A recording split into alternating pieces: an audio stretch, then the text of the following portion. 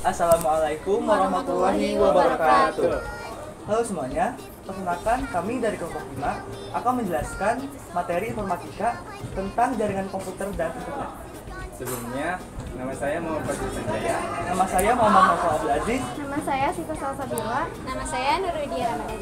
Kami dari kelas 11-2. Nah, ngomong-ngomong soal jaringan komputer dan internet, teman-teman tahu gak sih arti dari jaringan komputer dan internet itu?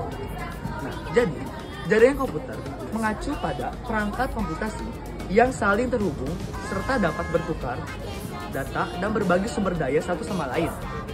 Perangkat jaringan ini menggunakan sistem aturan yang disebut sebagai protokol komunikasi untuk mentransmisikan informasi melalui teknologi fisik atau nirkabel.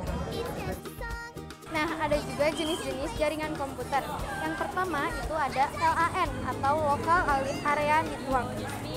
Local Area Network atau LAN merupakan suatu jenis jaringan komputer dengan mencakup wilayah lokal. Nah, yang kedua itu ada PAN atau Personal Area Network.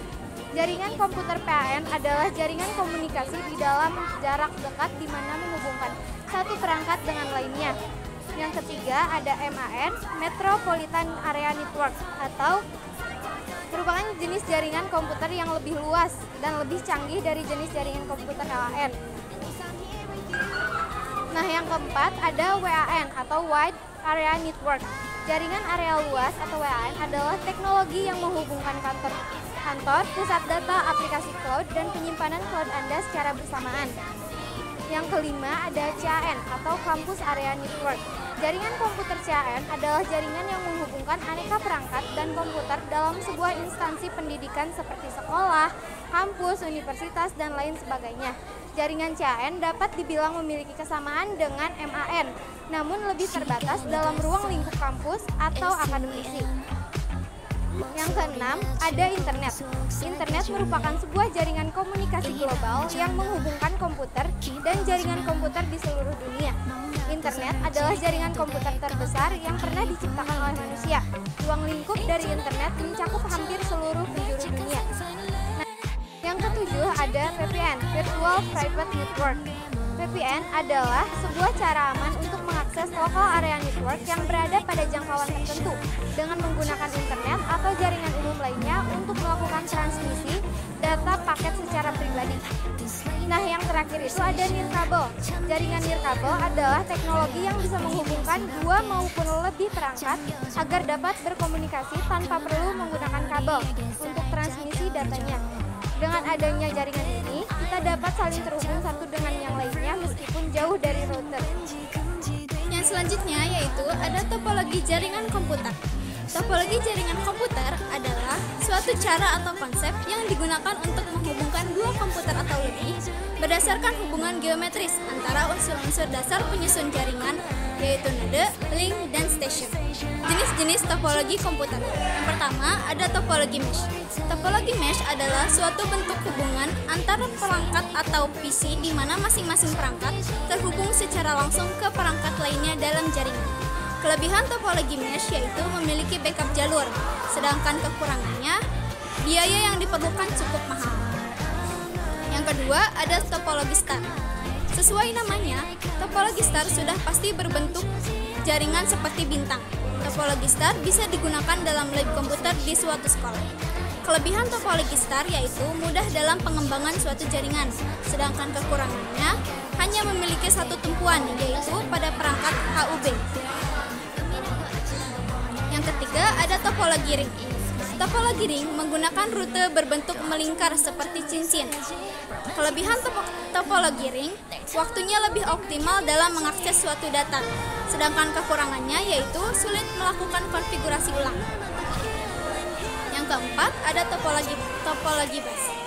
Topologi jaringan bus merupakan topologi jaringan yang pertama kali digunakan dalam menghubungkan komputer. Kelebihan topologi bus yaitu sistem topologi yang sangat sederhana, sedangkan kekurangannya tidak cocok untuk penggunaan pada trafik yang padat. Yang kelima, topologi tree. Topologi tree merupakan metode untuk menghubungkan beberapa komputer dengan skema transmisi data yang bersifat hierarkis dan dapat dua perangkat HUB, yaitu utama dan sekunder. Kelebihan topologi tree yaitu mudah untuk troubleshooting pada topologi tree, sedangkan kekurangannya memerlukan banyak kabel. Yang keenam atau yang terakhir yaitu topologi hybrid. Topologi hybrid adalah sebuah topologi jaringan baru yang tercipta antara beberapa topologi jaringan yang berbeda jenis. Kelebihan topologi hybrid dapat digunakan di lingkungan yang digunakan. Sedangkan kekurangan topologi hybrid yaitu memerlukan biaya yang cukup mahal dan proses pengolahan yang cukup rumit. Protokol jaringan komputer merupakan sistem yang memungkinkan adanya hubungan, komunikasi, serta perpindahan data antara komputer dengan jaringan. Pada sistem, terdapat aturan-aturan yang harus dipatuhi, baik oleh pengirim maupun penerima, agar komunikasi dapat terjalin dengan baik. Terus ada fungsi. Fungsi protokol jaringan adalah menghubungkan antar pengirim dan penerima sehingga lancar dan akurat dalam bertukar informasi. Terus ada jenis-jenisnya. 1. Ada Transmission Control Protocol atau Internet Protocol. 2. Ada User Datagram Protocol. 3. SSH Secure Shell. 4. OSI Layer. Terus 5. File Transfer Protocol. 6. HTTP atau HTTPS. Nah, apa sih yang membuat jaringan komputer menjadi sangat penting dalam era digital ini? Dalam era digital yang semakin terkoneksi, jaringan komputer adalah tulang punggung yang memungkinkan inovasi, konektivitas global, dan kemajuan di berbagai sektor kehidupan kita. Peran penting jaringan komputer dalam memfasilitasi komunikasi, bisnis, pendidikan, kesehatan, dan teknologi tidak dapat diabaikan.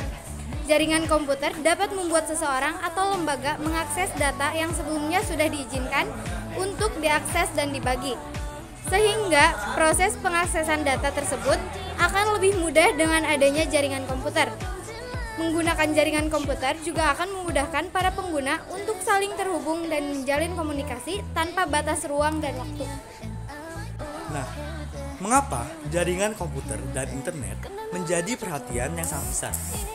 Jadi ada beberapa alasan mengapa jaringan komputer juga internet menjadi perhatian yang sangat besar. Yang pertama itu ada ketergantungan global. Jadi semakin banyak aspek kehidupan sehari-hari dan operasi bisnis yang bergantung pada jaringan komputer juga internet. Yang kedua, ada pertumbuhan teknologi. Jadi perkembangan teknologi telah meningkatkan kompleksitas dan fungsionalitas jaringan komputer. Lalu yang ketiga, akses mudah.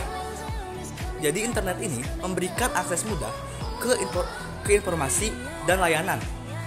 Yang keempat, data pribadi dan bisnis sensitif. Jadi jaringan menyimpan banyak data pribadi dan bisnis yang sangat berharga. Yang kelima, interkoneksi sistem. Jadi banyak sistem komputer dan perangkat terhubung satu sama lain melalui jaringan. Lanjut yang keenam, globalisasi bisnis dan ekonomi. Bisnis dan ekonomi modern sangat tergantung pada jaringan global untuk operasi sehari-hari. Gangguan dalam jaringan dapat memiliki dampak besar pada perekonomian global. Yang ketujuh, inovasi dan kemajuan.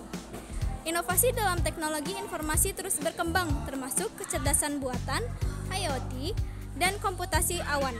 Sementara ini membawa manfaat, juga meningkatkan kompleksitas dan risiko keamanan. Yang kedelapan, aktivitas kriminal digital. Keuntungan finansial yang dapat diperoleh dari serangan cyber telah memotivasi para penjahat digital untuk mengembangkan metode serangan yang lebih canggih dan merugikan.